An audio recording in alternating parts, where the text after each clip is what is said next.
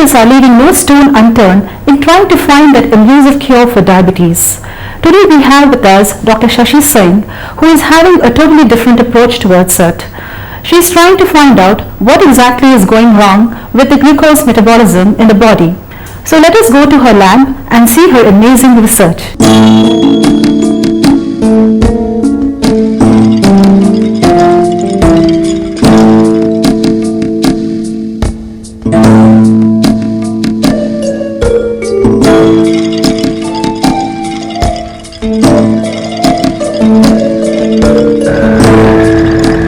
Rapid urbanization is causing many Asians to steadily shift towards the Western way of living and eating.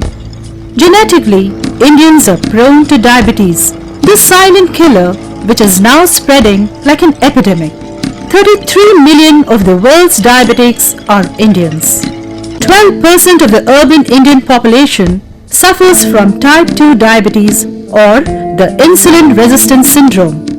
Unfortunately, diabetics have very few practical therapeutic options, forcing doctors and scientists to worry and do something about it.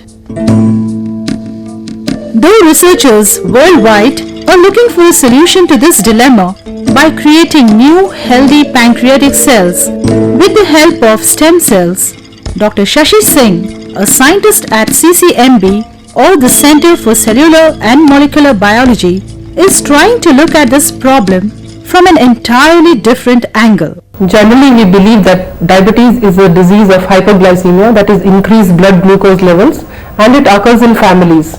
But what was surprising is that increase in the cases of diabetes, especially among the urban population. That fascinated me, and I wanted to know more about diabetes, and while reading, what I came across was the involvement of amyloids, a kind of misfolded protein aggregation found in certain diseases. While there are many different types of diabetes, a common feature in most, if not all forms, is chronic high blood glucose, which eventually leads to many of the debilitating and fatal side effects of diabetes, such as heart and kidney diseases. There are many types of diabetes. The common types of diabetes that we see,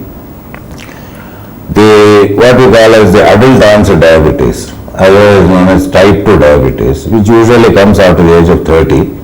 That too when one or the other parent is a diabetic, and much more so when the individual puts on weight. So that is the commonest types. You can say that more than 90 out of 100 have this type of diabetes. Whereas when diabetes comes in at very young age, then they have very severe type of diabetes and they have to take insulin injections both morning and night to survive and to grow and to live normal life. So that is known as type 1 diabetes. The third variety, which is again has become very common, is the type of diabetes which comes in after 6th month of pregnancy. This we call as gestational diabetes. So you can say it is pregnancy related diabetes, which quite often disappears soon after delivery. What exactly causes diabetes? The hormone insulin secreted by the pancreas is the key that opens the cell gates or receptors for glucose, which the body cells need to produce energy. If the pancreatic cells are defective, the glucose receptors remain shut and the cells don't get energy. The patients feel very tired. Diabetes occurs if fasting sugar level crosses 110 milligrams per 100 milliliters of blood. Amylin is a protein co-secreted along with insulin by beta cells of the pancreatic islets. Amylin is supposed to be a major satiety factor apart from regulating glucose mechanism. Under certain undefined conditions, this protein gets deposited as fibrils forming plaques, resulting in beta cell death and abnormal insulin production. Formation of plaques or amyloid plaques, as it is called in many diseases. Apart from diabetes, they are seen in Alzheimer's, in prion diseases, in mad-cow disease.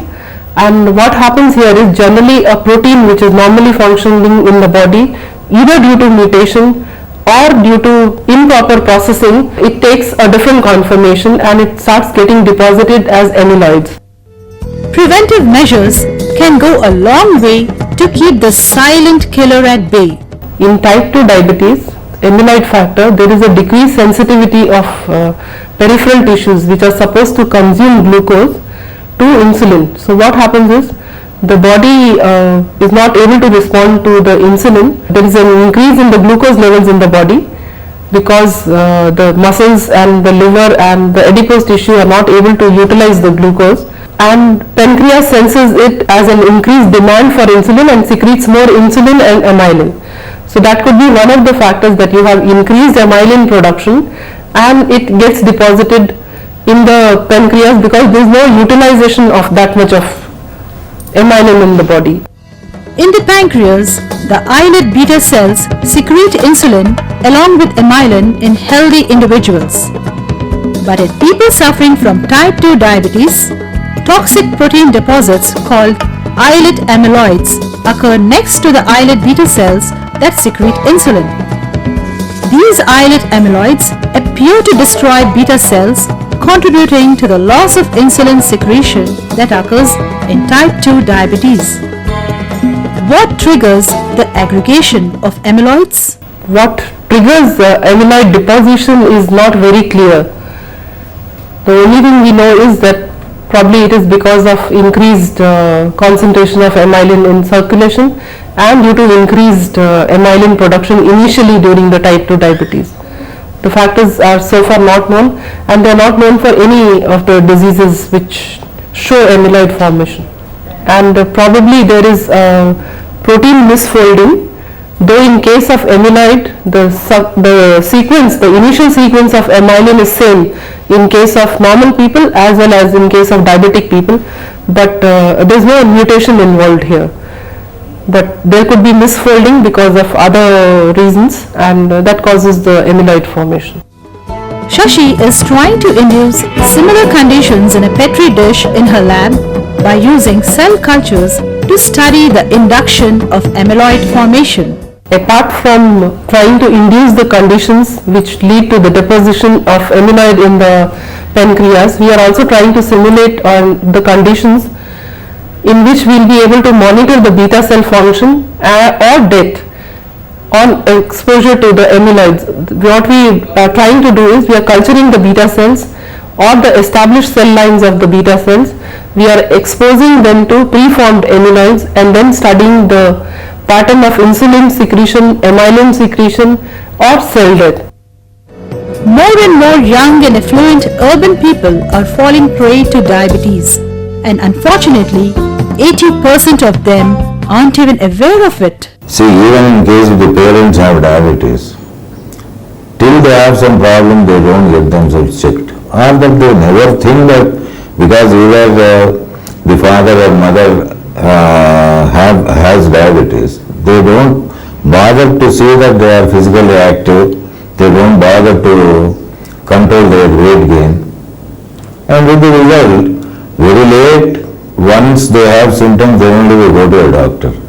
The high blood sugar level can often be controlled by diet and medication. Some patients need to take insulin compulsorily. This 34-year-old man usually takes his mother, a diabetic, for a routine checkup. Of late, he was suffering from classic symptoms of diabetes but chose to ignore. He got a mild shock when the doctor confirmed that he too has diabetes like his mother. Actually, I've been feeling a little tired over the last 4 or 5 years, especially after working for some time. I used to feel sleepy, but I never knew I was a diabetic. Today morning I came to get my mother checked for diabetes, and coincidentally I asked for a test of my blood, and it so happened that the doctor said that my sugar is higher than my mother's. So I was a little astonished. The major complication in particularly the adult onset of type 2 diabetes is the heart problem. 70 to 80% of type 2 diabetics have cardiac problem, and as you know, the common cardiac problem what people call as the coronary artery disease. Shashi and her team have already cloned the amylin gene that can be expressed in human beta cells. She has also come up with beta cell lines and non-pancreatic cells. These cell cultures are being done so that we can transfect that amylin gene which we have cloned and study the expression of amylin gene in established cell lines to study the formation of amyloid in the presence of certain other factors like fatty acid concentration, the lipid concentration, changed glucose concentration or the basal membrane components. Is she also trying to do something with type 1 diabetes where the patient's own body rejects its own islet beta cells? In type 1 diabetes, which is basically an autoimmune disease, the patient's body rejects its own beta cells, so there is no source of insulin in the body. The patient has to take daily injections of insulin, and we are starting a project in which we are trying to culture the islet cells as well as try to differentiate islets from other sources like umbilical cord blood, from the fetal sources and from the bone marrow. The scientists at CCMB are engaged in frontier research and multidisciplinary areas of modern biology like cell biology and development, molecular biology, biochemistry and biophysics, genetics and evolution, biotechnology and biomedicine. Dr. Shashi joined CCMB in 1988 after finishing her PhD from the University of Delhi. She is also in charge of the electron microscope since 1999. I take care of the electron microscope facility of CCMB.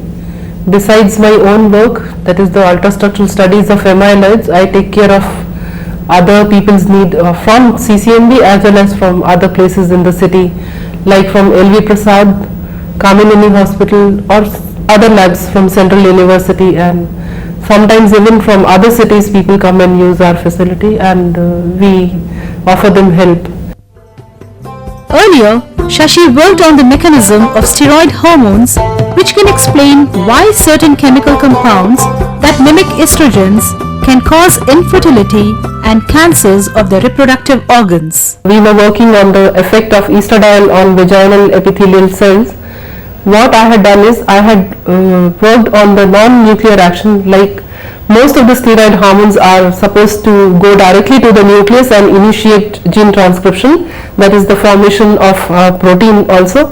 But what I had tried to do is what happens before the gene action starts of steroid hormones.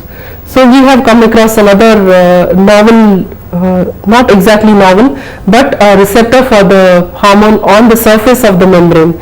And this receptor we found was responding to many of the xenoestrogens, that is the environmental estrogens, which are reported to be involved in major cases of reproductive cancers as well as male infertility. Shashi never seems to be tired of peering at cells through the microscope in her lab. But at home, her cells know how to rewind and relax. I read a lot of books, not fiction but other things. I compose myself, I write poems, both Hindi and English. I love cooking, all kinds of cooking, and my lab mates will tell you more about it if you ask them. They are my guinea pigs. And gardening, of course. How does she cope with the rigors of research? Rigors? I actually enjoy the things I am doing here. I only fret when the things start piling up and my table is never clear. With 2 little girls to take care and a husband always away on tours, this committed woman scientist does a tightrope balancing act between her home and profession. Everybody from my family, each member helps me. Of course, they have to bear my temper. And husband, of course, he doesn't help physically, but he keeps us entertained and gives a lot of moral support. So you have seen this cool lady scientist and her team doing some painstaking research to understand the disease at the molecular level. They have miles to go before they can come up with something concrete.